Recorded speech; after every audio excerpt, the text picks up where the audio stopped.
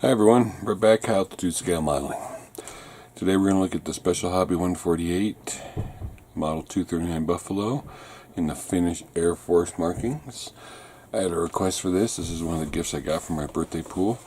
Graham, Black Cat 73, asked me to do a review of it, so no problem.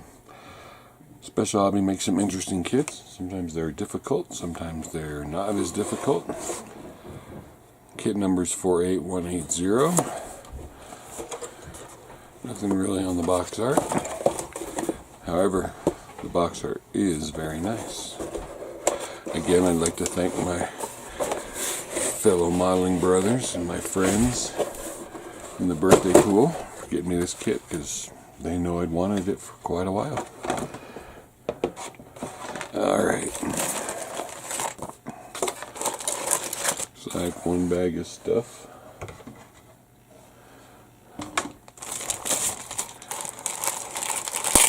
Resealable bag.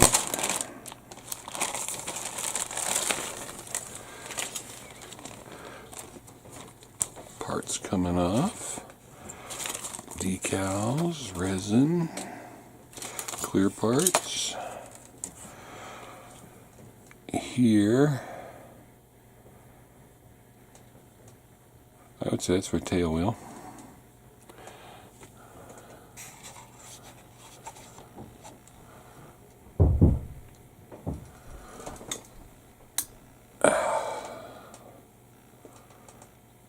It's got some really nice rivet engraving. I don't know if you can see it on both sides. Raised rivets. Does have a seam line that'll need cleaned up both sides. And the seat came off. Just your basic little parachute enabled seat. Looks like we got 3 sprues, not a lot. Special Hobby is known for short run kits, usually some pretty decent detail. There are no rivets, so I don't know if there should be rivets, but there are recessed panel lines. There actually are a few rivets right here, you can see that. Nice recessed panel lines, not too big. Both sides. Oh, there's another seat, this one with armor plating in the back, so it's a little taller. This looks like the part to the tail section. Prop, nose.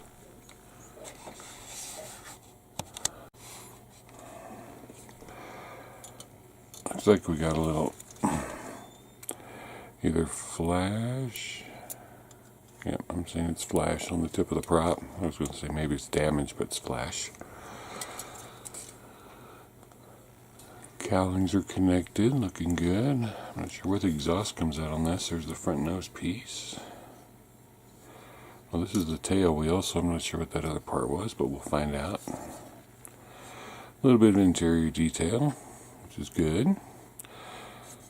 As you can see, there are no attachment points, which is typical of Special Hobby, so you got to be careful lining it up. Some more interior detail there. And the prop spinner. A little bit of flash. There's a seam line, burr line, I don't know if you can see it really, along the edges of the props. That's going to need cleaned up. Typical Special Hobby. Wings next. Again, nice detail to the wings. Folded nice, 1-piece bottom, 2-piece top. No weight on wheels. Whatever panel this is, it's got some really nice raised riveting. And as you can see, there's some riveting in the gun ports. Recessed detail. These parts don't really have flash. There's another tail part for the fuselage. There was one on the other part, now there's some on that one. So 2 different versions, obviously. No attachment points for the wheels or the wings either, so you're just going to have to use time. You see how high these ejector pin marks are on here. They're going to need sanded down to make sure you get a good fit. The ones on this side aren't as high, but this is really high here. The ones on the tips of the wings. These won't be as much of a problem, but the ones on the tips of the wings will probably be, because they're raised. The elevators are one piece, which is nice. You don't have to worry about putting them together. No control surfaces that are movable. I'm guessing these are gear doors. No detail on them. And the last and final regular sprue. Here's another one of those parts. Maybe it's a skid plate when they land in the snow. Wow, that engine has got some really nice detail. Look at that engine. If you like doing engines like I do, it's going to take a good weathering, a good wash. All the fin plates are nice. Inside, where you connect the wires, very nicely detailed. The engine almost stands out in the quality of it compared to the parts around it. It just looks wow. I'm guessing that's the engine brace. You got a couple little bombs, bulkheads. Bulkhead there. I haven't seen any instrument panel. No instrument panel there. Must be with the clear parts. No flash. A little bit of detail. Some more raised rivets. They're doing a good job with the raised rivets on this one too. But that engine just stands out in the quality. They took their time with that engine. And there was a clear piece all by itself. The sliding canopy.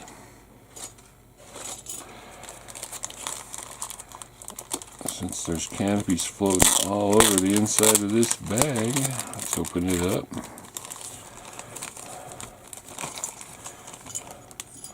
So you've got 3 canopies, and then you've got 2 front windscreens. You've got the back part of the canopy and the side parts. No instrument panel in here either. I'm thinking there's not going to be a lot of cockpit detail in this.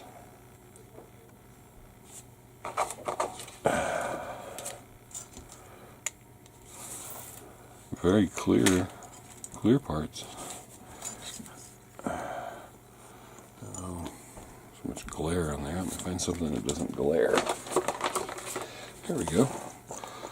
They're all the same, but you can see, you can read right through those clear parts.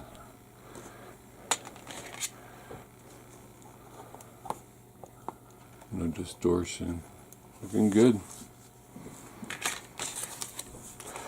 So, let me put all these back in here because, yeah, they're loose. Hopefully they won't get too scratched. I'm making plans on what I'm going to build in 2018. I already know I'm going to build the Smokey and the Bandit Trans Am truck and trailer. I got the decals for that. We'll be going over that soon in a review once the trailer gets here. I got the truck, I got the car, I got the decals. Alright, resin parts. Well, I'm assuming this is part of the engine. Whatever it is, it's made up of a lot of little tiny detailed parts. It's a very nice piece of resin. It's almost like Edward resin. And a little bit for something, and then some. I'd say there were wing fences. Not sure, they might be exhaust parts.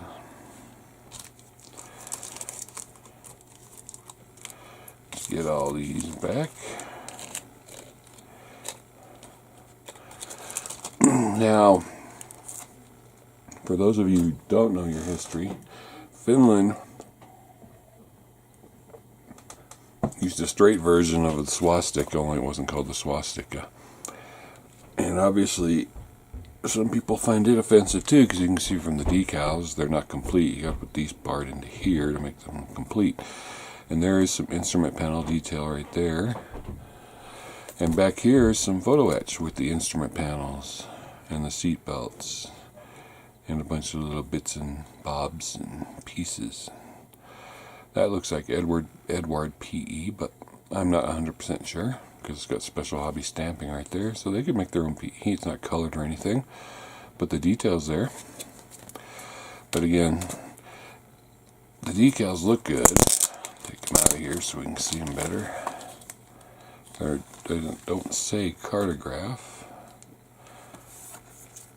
but they're cut really close. They're not overly shiny. They're a little bit shiny, but not too much. You're going to weather it down anyway. The decals look nice. I'm just not real thrilled with having to line that up on there because someone's offended by the finish. Air Force. But that's just my opinion. Let's not get into politics. And then as you can see, the dials and stuff for the PE, which is there. Okay, move those off to the side. Last we get to the instructions.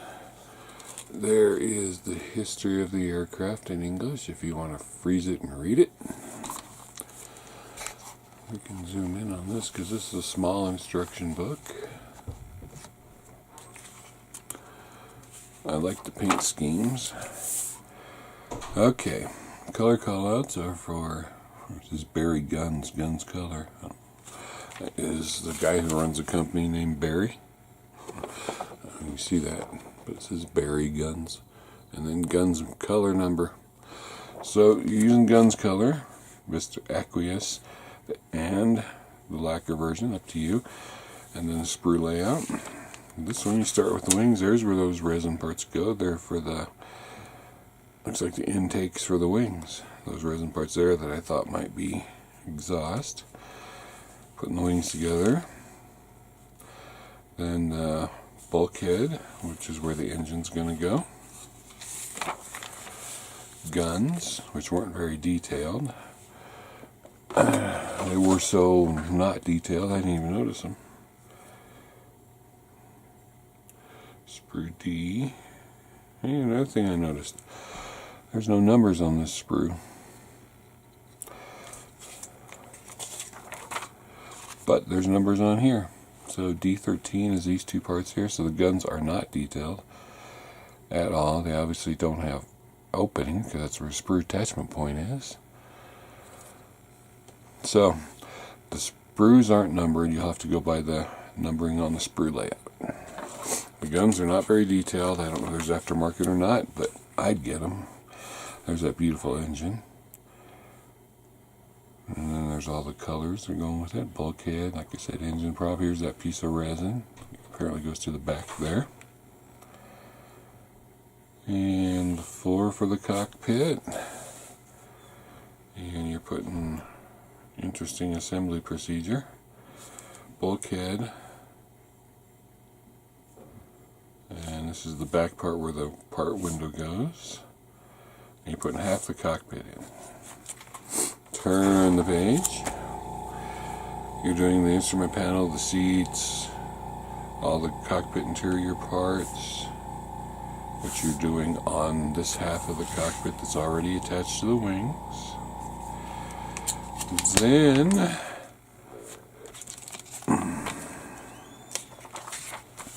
you're putting this half of the fuselage onto there and hoping that they designed it well enough that it'll work. That's interesting. Here's a tail section. Doesn't say there's a difference between them, but there's a tail section. All these little parts you want to put into this half of the fuselage before you slide it over there. Never seen one done that way before. That should be interesting. So that part that there's two of that came off, there's two different types of tail wheels. The small one that was attached and then the big one. So those were tail wheel parts.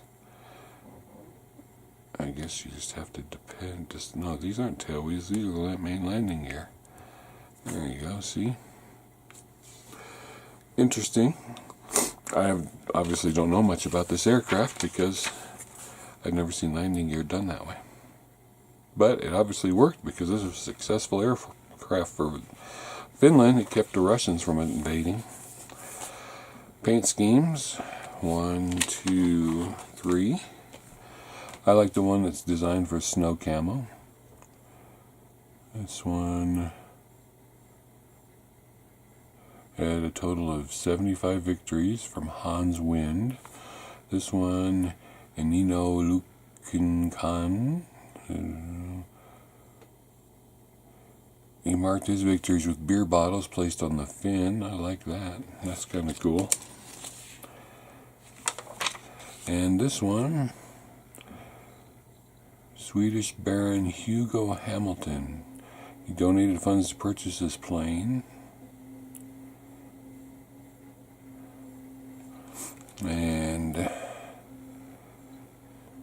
inscription Auto Red was painted on the port side below the canopy. He totaled 12.5 victories. Not the guy who bought the plane, obviously. The guy who flew it. So, there you go. It should be an interesting build. Now I'm tempted to build it even quicker because I want to see how those fuselage halves go together. When I do build it, I'm thinking I might do a little build, a quick 2-parter or something, build series on it, especially at least doing the part showing the fuselage halves going together. So, there you have it. Let me put these decals away. Alright. There you go.